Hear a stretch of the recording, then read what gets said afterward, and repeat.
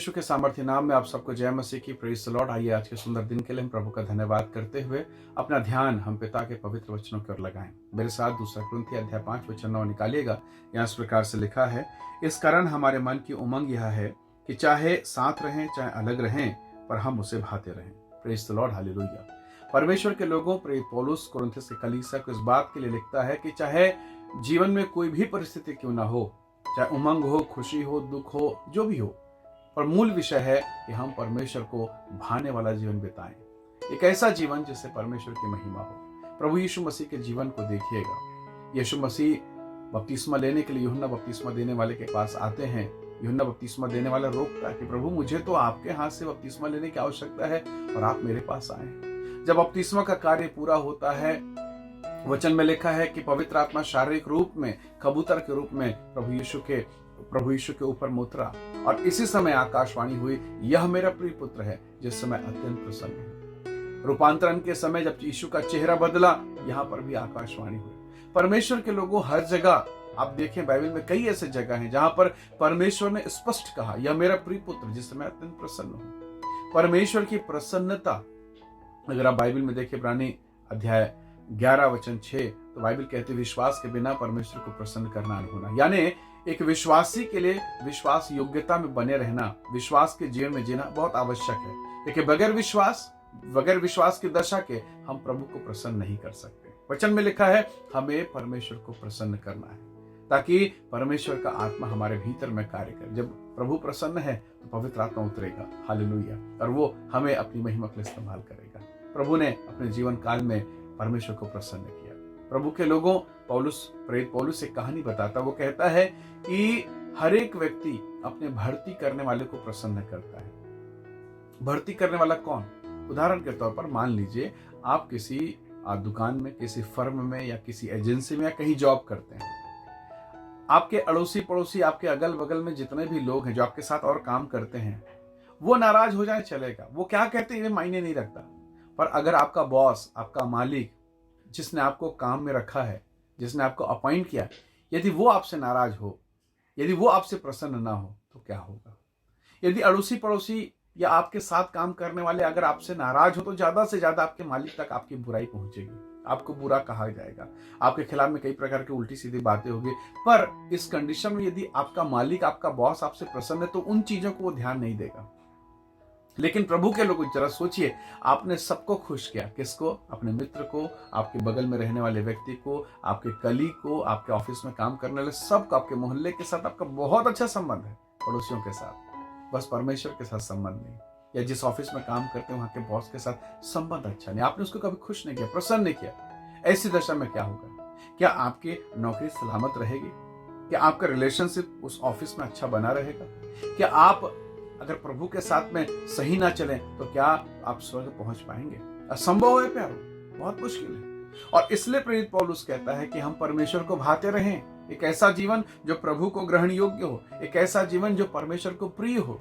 आज हम क्या कर रहे हैं? दुकान के चक्कर में, काम के चक्कर में, अपने बिजनेस के चक्कर में, अपनी रोजी रोटी के चक्कर में, सब बातों के कारण प्रभु के साथ संबंध कम हो रहा है। आज 30 मिनट प्रार्थना किया, कल 20 मिनट किया, प्रभु सॉरी मैं कल करूंगा। सुबह की प्रार्थना दोपहर में हटा दिए और दोपहर की प्रार्थना को खसका के शाम कर दिया, और शाम प्रभु मैं बहुत थका हूं, रात को करूंगा ना, और रात से सुबह हो गई पर हमने फिर वादा खिलाफी की। हम किसे प्रसन्न कर रहे हैं? इस संसार को जहां हमें मुश्किल से 40, 50, 60 साल रहना है, या उस परमेश्वर को जिसके साथ हमें अनंत काल तक रहना है? चुनाव आपका है। जहां आपको रहना है वहां प्रसन्न कीजिए। यदि आपको प्रभु के साथ रहना है तो परमेश्वर को प्रसन्न करना अनिवार्य है। यदि आप प्रभु को प्रसन्न ना करें तो सब कुछ व्यर्थ हो जाएगा। यहां तक प्रभु के जीवन को देखिए, यीशु मसीह के जीवन को देखिए।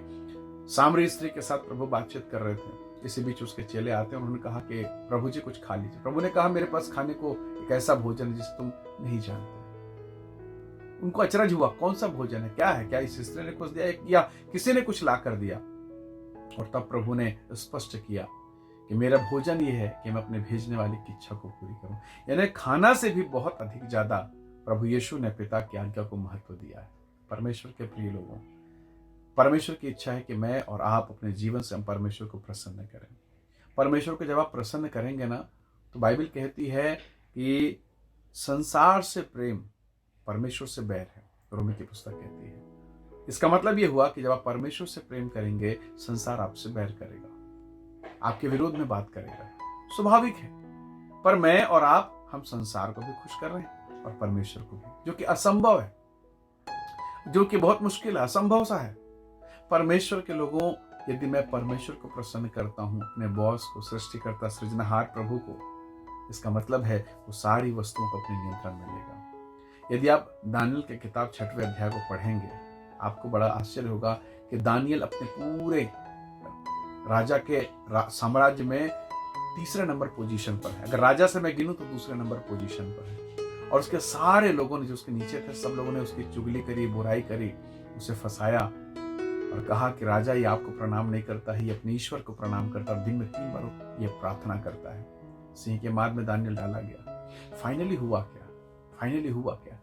परमेश्वर उससे प्रसन्न था और प्रभु ने उसे उठाकर ऐसे पोजीशन पर खड़ा कर दिया, उसके सारे शत्रु उसी गड्ढे में, सिंह के माद में डाले गए, सारे शत्रु खत्म हो गए। हाँ, पर एक रात दानियल को सिंह के माद में बिताना पड़ा, एक रात उसे वेदना में रहना पड़ा, पर अगली सुबह उसके जीवन के लिए नई आशीष को लेकर आती है।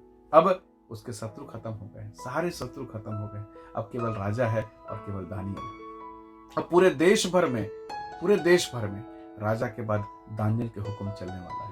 Praise the Lord. परमेश्वर के लोगों, यदि आज आप पीड़ा, परेशानी, दुख, क्लेश में हैं, सावधान, प्रभु आपके साथ है, परमेश्वर आपके साथ है। बस उसे प्रसन्न कीजिए, उसे खुश रखिए, ताकि वो आपको आशीषित करे, आपके बच्चों को, आपके घर, आपके बिजनेस, आपके फैमिली लाइफ को आशीषित करे। निसंदेह आज आप पीड़ा से होकर गुजरेंगे, और एक समय आएगा जब परमेश्वर आपको अपनी महिमा से भरेगा, आपके हिस्से को दोगुना करेगा।